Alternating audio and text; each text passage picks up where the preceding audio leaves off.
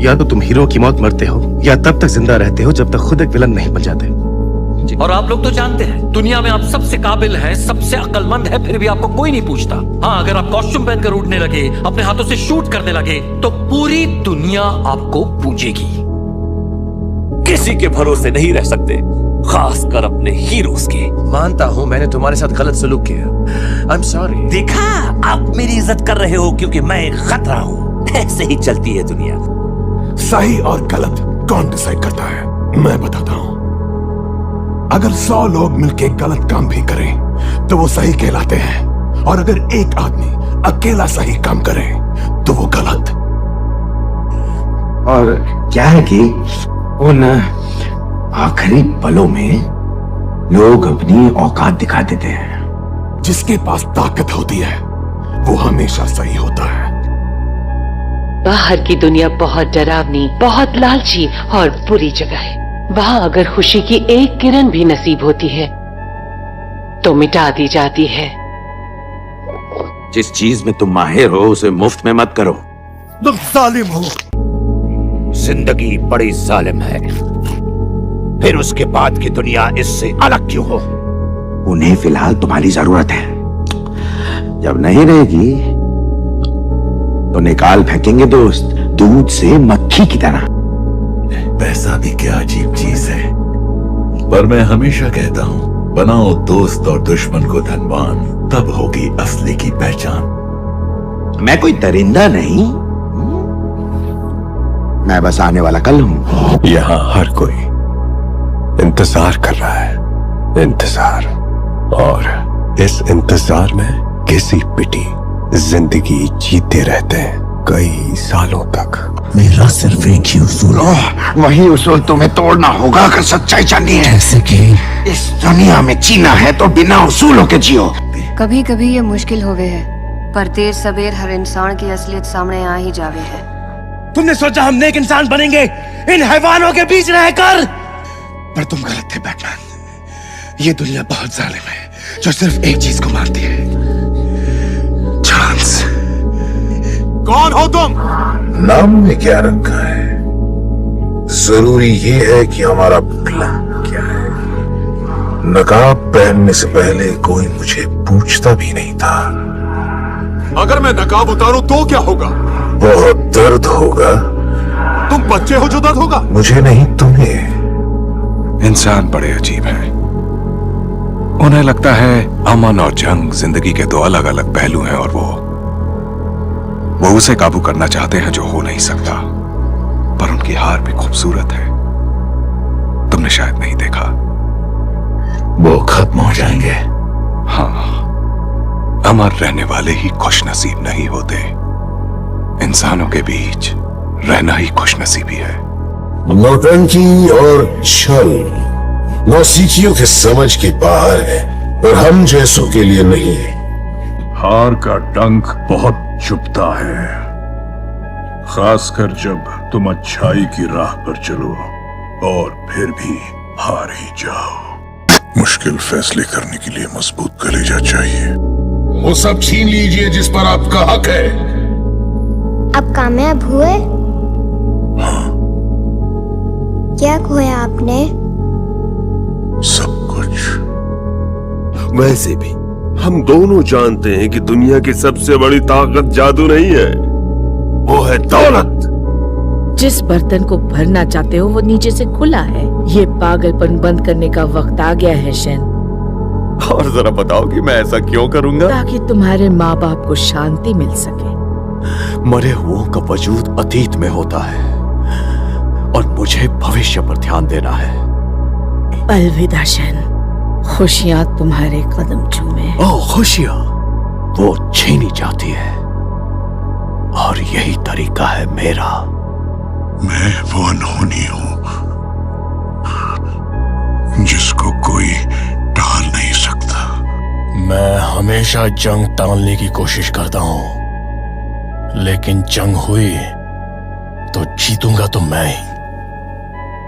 मुझे लगा था कि आधी दुनिया खत्म हो जाएगी तो बची हुई दुनिया खूब तरक्की करेगी, लेकिन इंसान अपने बीते हुए कल को जख्मों की तरह चाटता है। और जब तक ये बेवकूफ लोग बीते हुए कल को भुला नहीं सकते, ये कभी अपने आने वाले कल को अपना नहीं सकते। हर कोई बस एक दूसरे पर चीख रहा है, चिल्लाता रहता है। अब इंसानियत बची ही कहां है?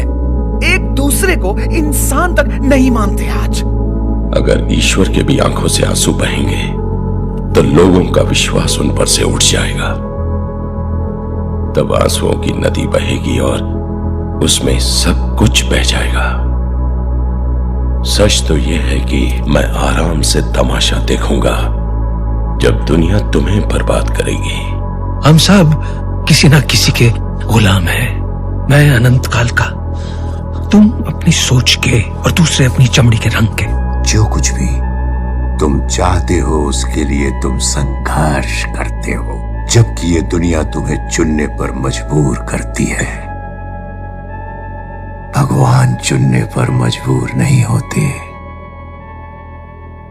हम छीनते हैं।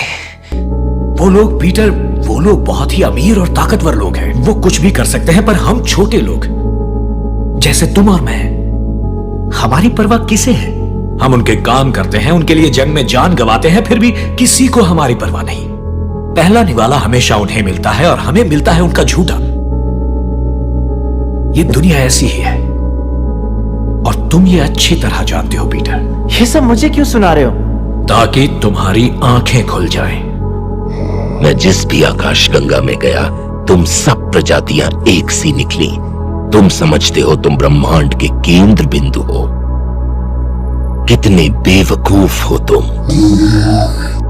असल में हम सब अपनी कौम के मुताबिक ईश्वर चुन लेते हैं। क्यों क्लार्क?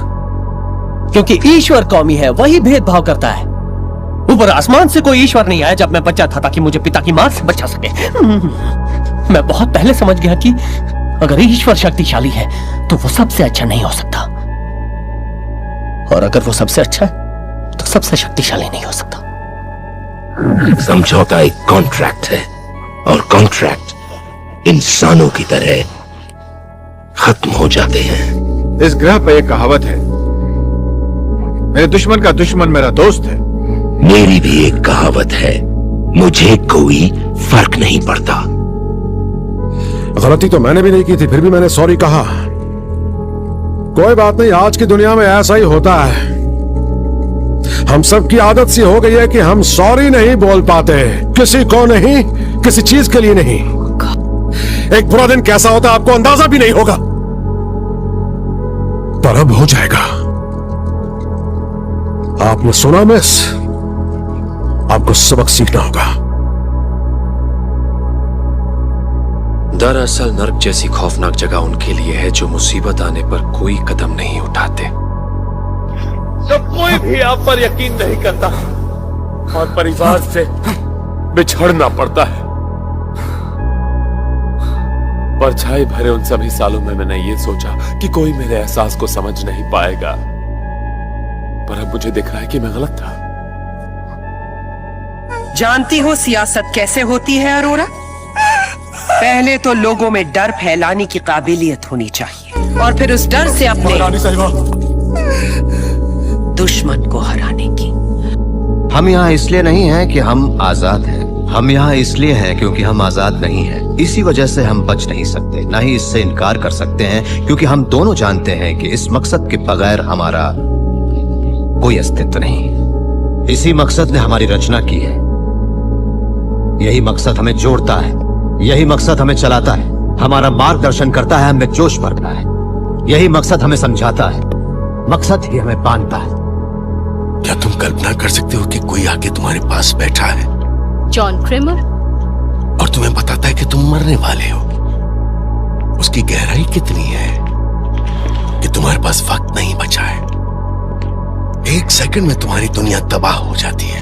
तुम सारी चीजों को अलग नजरिए से देखने लगते हो। तुम सब कुछ संभालने लगते हो, चाहे वो एक गिलास पानी हो या कुछ जो तुम्हें पसंद हो। वक्त बीत रहा है जो बहुत से लोग इस बात पर ध्यान नहीं देते कि उनका वक्त खत्म होने वाला है। इसके बावजूद वो अपनी जिंदगी अच्छे से नहीं गुजारना चाहते। वो पानी तो जरूर पीते हैं पर उसका मजा नहीं लेते। कहते हैं कि माँ बाप के पापों का प्रायश्चित बच्चों को करना पड़ता है, लेकिन अगर बच्चा हरामी निकले तो उसके पापों का हिसाब माँ बाप को चुकाना पड़ता है। देखने के लिए शुक्रिया। Good night and always remember that's life.